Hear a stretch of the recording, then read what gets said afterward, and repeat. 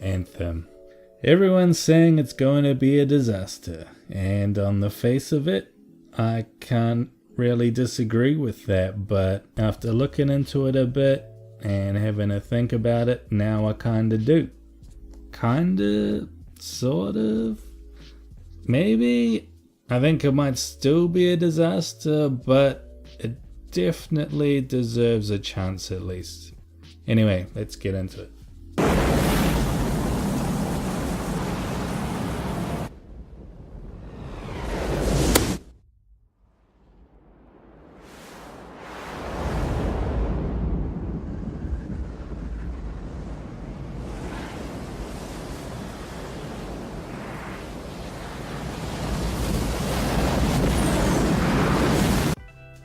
Now, I wanted to make a video about this because there's such a complicated web of factors that go into fueling all this negative sentiment that's surrounding Anthem, and I really want to dig into that and distill it a little bit.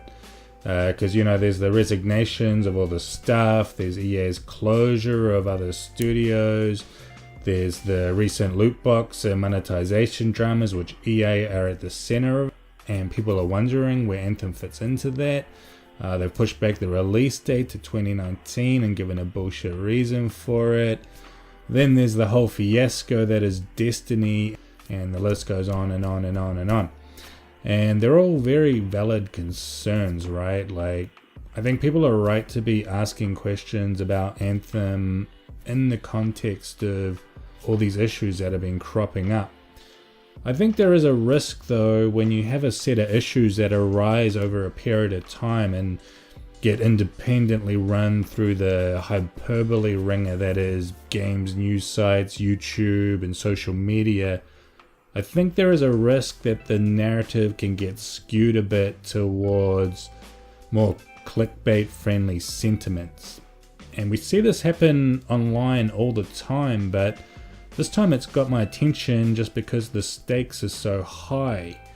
People are saying that Bioware is on the EA chopping block and Anthem is their last chance to deliver, that this is their last shot at redemption. And as someone who's a fan of Bioware from way back, and no doubt a lot of you guys are too, this is a pretty alarming prospect. There's a common perception that Bioware has gone downhill since the departure of the Doctors and the studio's expansion under EA, and I don't actually disagree with that perspective, but to see Bioware actually wound up for good, that would be a profound end to an era, one that would truly leave me wondering, how did it come to this? And that's what drove me to start looking into the situation.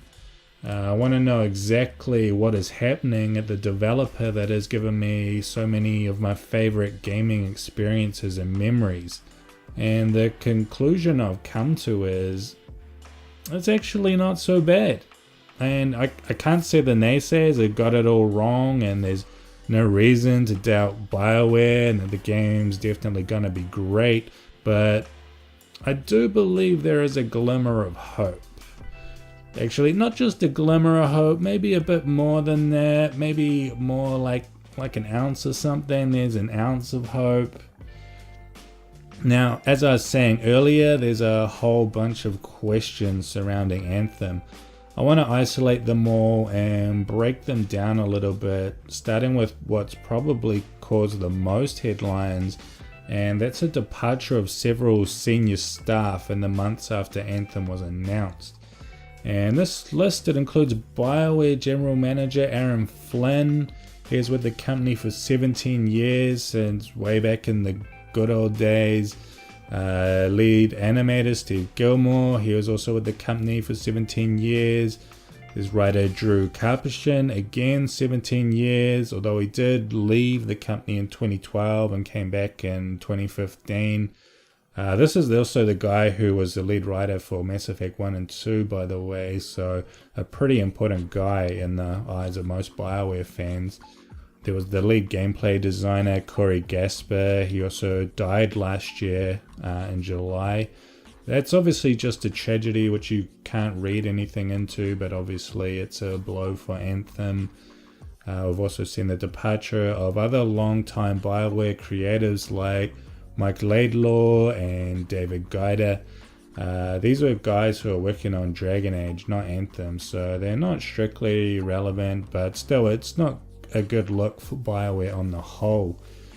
Now that's all the notable departures that I'm aware of so far. If you actually know of any more, please let me know in the comments, because I'm trying to stay on top of everything that's happening with Anthem at the moment. Now, when you get a bunch of experienced staff leave a project in a relatively short space of time, it always begs a few questions like, why did they leave? Did they get forced out? Is there some sort of internal strife that is driving people to leave?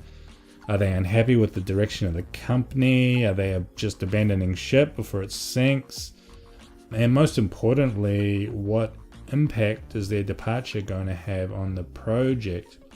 Bioware, of course, they say there's nothing to worry about, that it's just business as usual, it's just normal turnover, everything's under control.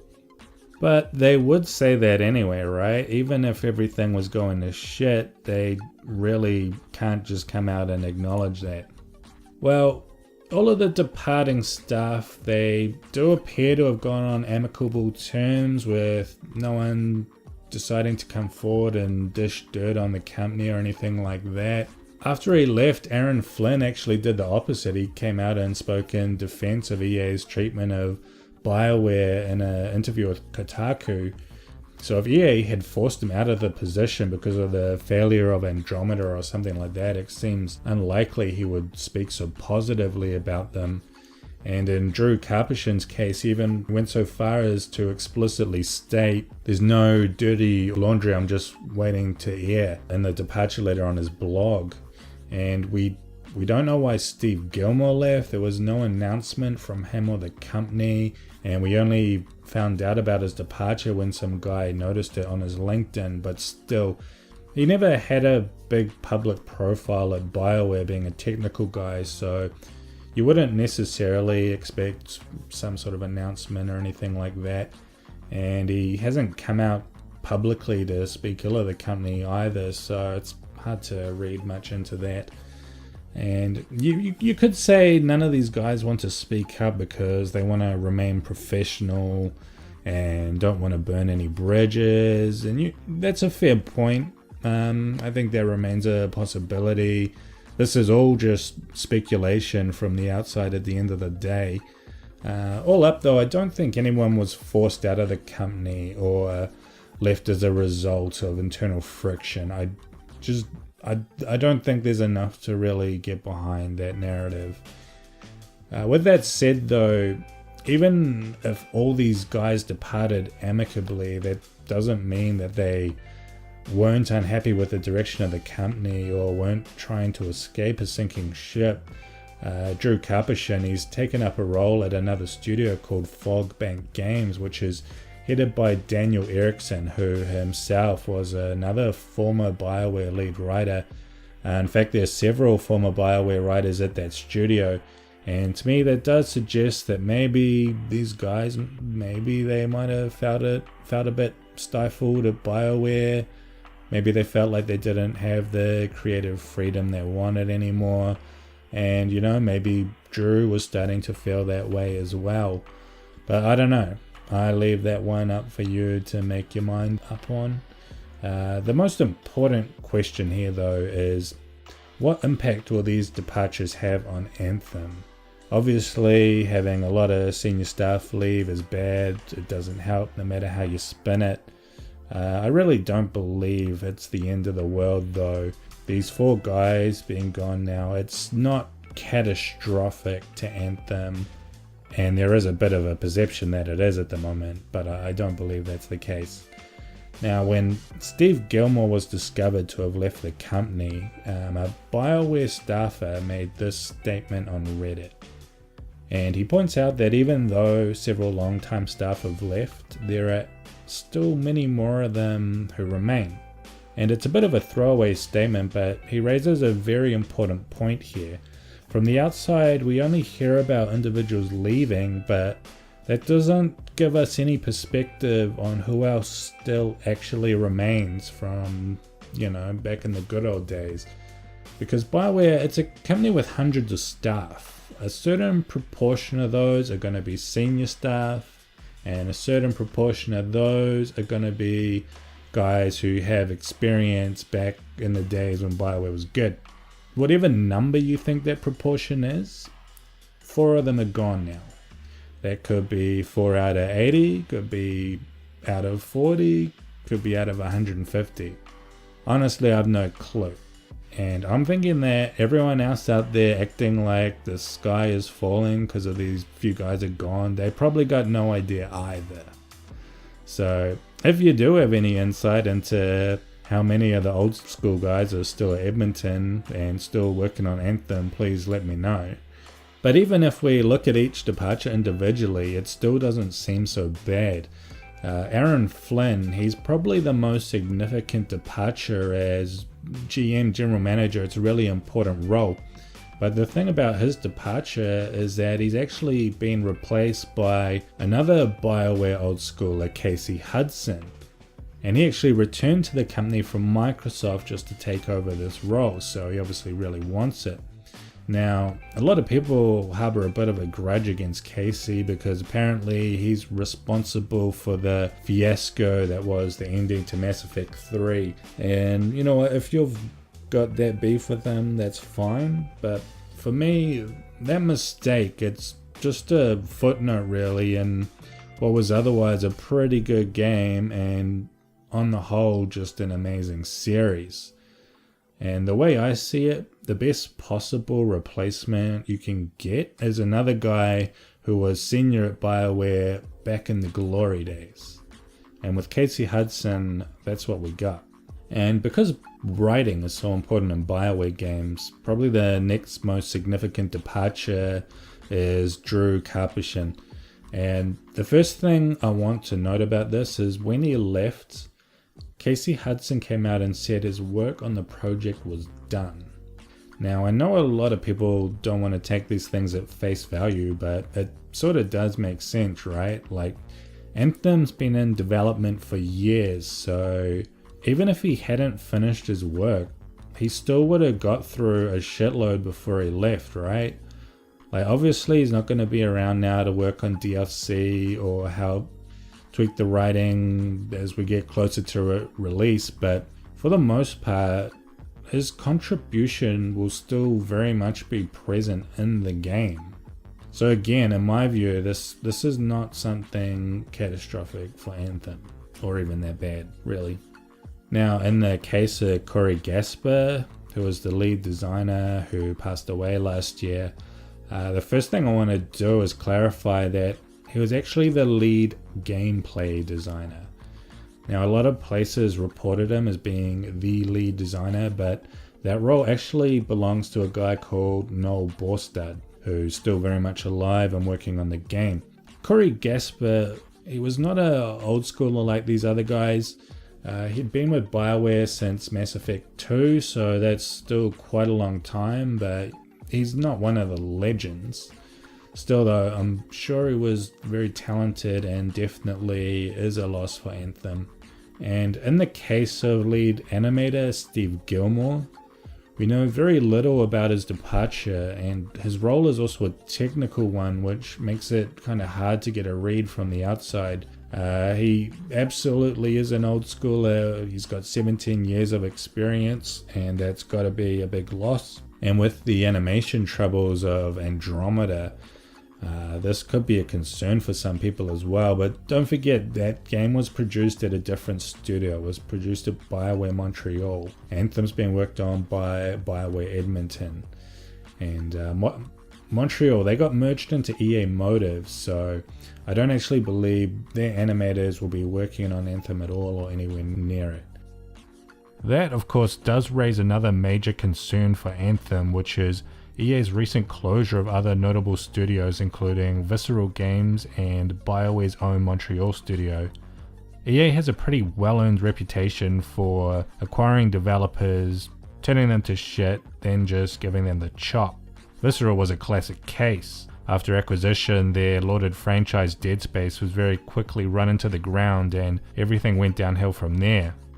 We see a similar pattern now at Bioware. There's a common perspective that they've been going downhill as early as Mass Effect 3. The recent release of the widely panned Mass Effect Andromeda has just deepened that trend in a lot of people's eyes. Don't forget though, development on Anthem is being led by Bioware's Edmonton studio, and this is only the second game they will have put out since Mass Effect, with their first one being Dragon Age Inquisition. Responsibility for the disaster that was Andromeda rests primarily at the feet of Bioware Montreal. The studio was only ever set up to make Mass Effect DLC and assist Edmonton. They were always the B team. They got the opportunity to lead development on Andromeda and prove their worth, but they failed. You might think that EA should shoulder some of the blame for pushing them into open world or for not giving them enough time to fix technical issues like the dodgy animations, but honestly, I think even with more time and all the technical issues ironed out, Andromeda would still have just been a mediocre game. Even in the areas of story and character, it still wouldn't have been up to the standards we expect from a Mass Effect game or from Bioware in general. EA needed that studio to show they could produce a game good enough to shift several million units. They clearly couldn't, and so they got disbanded and fused into EA's Motive Studio. I don't think any of that reflects on Edmonton's capabilities much at all, but it still fuels the notion that Bioware on the whole is on the chopping block and that Anthem is their last shot at redemption. And to an extent, I don't actually disagree with that, because the honest truth is, across the entire industry, all developers who specialize in the traditional AAA linear single player experience, they are all under pressure to justify their existence. With ever increasing development costs and the need to sell millions of copies for a game just to break even, the big publishers, they simply just aren't satisfied with the business model anymore.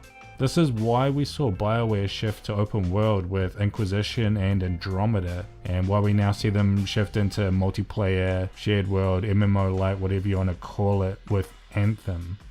Open world games are much easier to monetize than linear ones, and shared world games even more so. They offer a much more lucrative business model to the big publishers. The problem, of course, is that Bioware has never done this type of game before, and it's not the sort of game that plays directly to their strengths either. Even though I enjoyed the game overall, I felt that the open world aspect of Inquisition was actually a weakness of that game. And that kind of nags at me a bit because it shows they weren't 100% comfortable making the transition away from linear gameplay. A shared world game is an even further step away from where their strengths are. If they've already stumbled at the first step, how are they going to make what is a relative leap to shared world? I think that's a very valid question.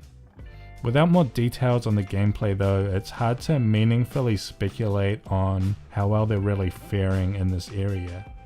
I do believe though, no matter how good you are, making a good shared world game is hard. It's a young genre, and everyone that's had a crack at it so far, whether it's Ubisoft with The Division or Bungie with Destiny, they've all encountered serious obstacles. What's happening with Destiny 2 is especially concerning because just like Bioware, Bungie is another highly regarded developer that is coming to the shared world space after earning all their acclaim in a whole other genre. And right now, Destiny is just crashing and burning spectacularly. The most amazing thing about it though is that Bungie just doesn't seem to be learning from any of their mistakes. It's like they're not really clear on what exact game they want to make. And this is the danger for Bioware. Like Bungie, they're being pushed into shared world by publisher mandate. They don't find themselves in this space through the natural evolution of their creative side as a developer. This is why they've brought in Bioware's Austin studio to assist. They're the developer of the Old Republic MMO, by the way. Having an experienced MMO studio on board will help a bit, but MMO and MMO Light Shared World, they're still two very different things at the moment. So yeah, I think even if you're trying to be as relentlessly positive as possible about Anthem, it would still be really naive to expect that it's going to be great at launch. The good news is though, it doesn't have to be perfect. It just has to show enough promise that everyone is willing to be patient and give Bioware a chance to show that they have both a vision to create something that is worth playing, but also have the ability to learn from their mistakes and progressively mold their game to meet that vision. And that means patience from both the gamers, but also from EA. EA is not known for their patience, and I wouldn't blame anyone for having serious doubts about whether or not they'll give Bioware the time they need to succeed. I think there are some positive signs though. For starters, this game's already been in development for a long time. The Anthem concept was conceived all the way back in 2012, and it's likely it's been their primary focus since Inquisition released at the end of 2014. So already they've given Bioware a lot of time to work through ideas. You could say the delay till 2019 is another indicator of trouble, especially when EA came out with the obviously bullshit justification that they were making room for Battlefield 5 on the release schedule. Whatever you're inclined to believe though, delaying the game only gives them more opportunity to do better. EA's CEO Andrew Wilson even alluded to some sort of early access for Anthem. Normally I don't give a shit about open betas that happen 2 weeks before the games come out or whatever and are basically just a stress test or a demo, but he clearly states they intend to refine the game with feedback and input from fans. So that implies there could be a proper beta that actually runs for a meaningful period. Ultimately, that's just a further display of patience. And with all that considered, I think it's fair to say that EA believes in time this game will be worth the wait, especially for them, but hopefully for gamers as well. And that sort of makes sense, right?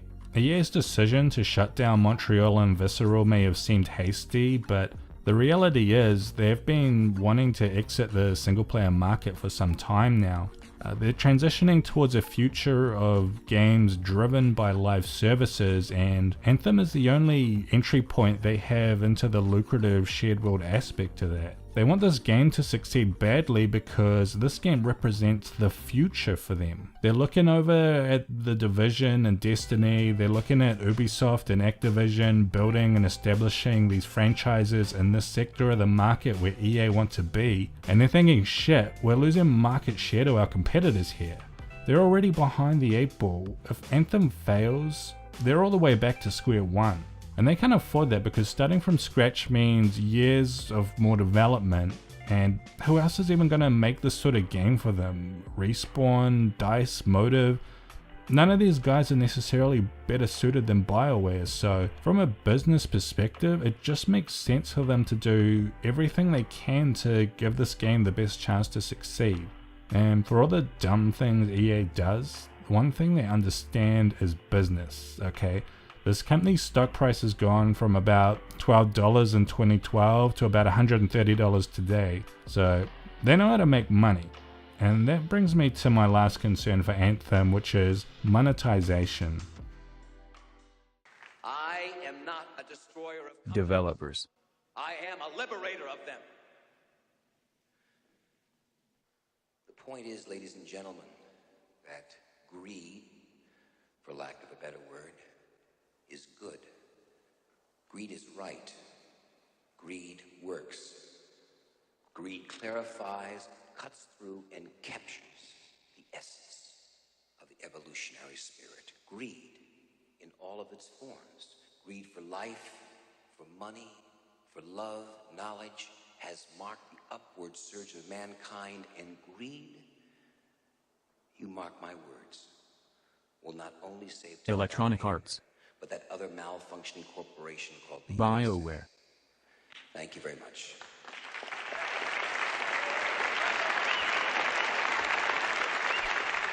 So obviously we've had a lot of drama in recent times surrounding loot boxes and monetization, and of course EA is at the center of it all with their Battlefront 2 shenanigans, so people are absolutely right to be concerned about what monetization will look like in Anthem.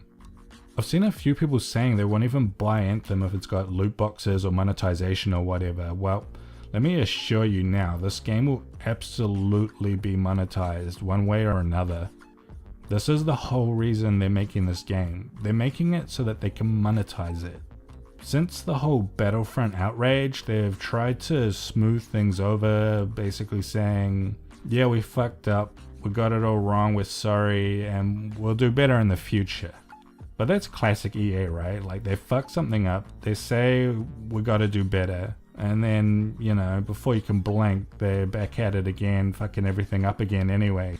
What happened with Battlefront though, it's really hurt their bottom line this time, so they're really bending over backwards to try and seem sincere this time, but the proof is in the pudding, right? Customer trust in EA is so low that no one will take their word at face value. We need to see the proof. Well, the good news for Anthem is that EA have indicated that live services won't start rolling out for Anthem until after launch. It's a bit of a vague statement, but this is really pleasing for me to hear because it suggests that A, they're primarily focused on delivering a good game for most of everything else, and B, it means that monetization elements probably aren't baked into the fundamental design of the game and something they can be flexible with. This is important because I believe that microtransactions are here to stay, and even though I'm not really happy about that because I like to play actual games and not just a store or slot machine that's masquerading as a game, but I do also believe that microtransactions can be implemented in ways that are fair and don't have to detract from the game. It's all about finding the balance. So far the big publishers have been bad at that, but now is the time to show they are listening and learning, otherwise it's going to cost them, and they know it. And that's why recently when EA revealed Battlefield 5, they also announced that it would have cosmetic only microtransactions. I think cosmetic only is a very fair way to do monetization, and this is exactly the proof I was saying we need from EA in order to rebuild some trust. There's still a long way to go though, and I'm sure most people will remain suspicious of EA, and there will always be the concern that over time they will start to push the boundaries again. Honestly, I would never discount that possibility. For now though, it seems Anthem will at least get the chance to launch and build itself based on its own merits as a game, rather than just be dead on arrival because it was ruined by some shitty monetization scheme. And in my eyes, that covers about every major sticking point for Anthem. To sum it all up, I think a lot of issues have been blown out of proportion, especially the staff departures and maybe even the studio closures. I absolutely don't think it's fair to say the game is in crisis. There absolutely are some valid doubts though. Whether or not Bioware can transition well into this genre and whether EA will show the required patience and restraint to make it a success remains to be seen. But there are also positive signs to indicate that they at least understand the challenges and are attempting to meet them. The way I see it, this game definitely doesn't deserve to be written off, not by a long shot. Once we actually get some more details on the gameplay and get to see some more footage, I honestly think that all the drama we've had up to this point will very quickly be forgotten and people will start to judge Anthem on the merits of what's been revealed. So keep an open mind and don't believe everything you hear on YouTube is all I have to say. Anyway guys, thanks for sticking with me through this whole video. Honestly, this dragged out into something way larger than I thought it would be, and I actually ended up cutting a lot of details just to keep it manageable, so please hit me up in the comments if you want sources or more detail, or if I've got anything wrong, or if you have any new info that you think is relevant, because I'm really trying to stay on top of what's happening with Anthem right now. I will be paying close attention to EA Play, where I expect we'll be getting a slew of new information about the game, so keep an eye out for that starting June 9. I will also be doing more analysis on whatever we do get out of that, so please subscribe to me if you want more like this, and I'll see you then.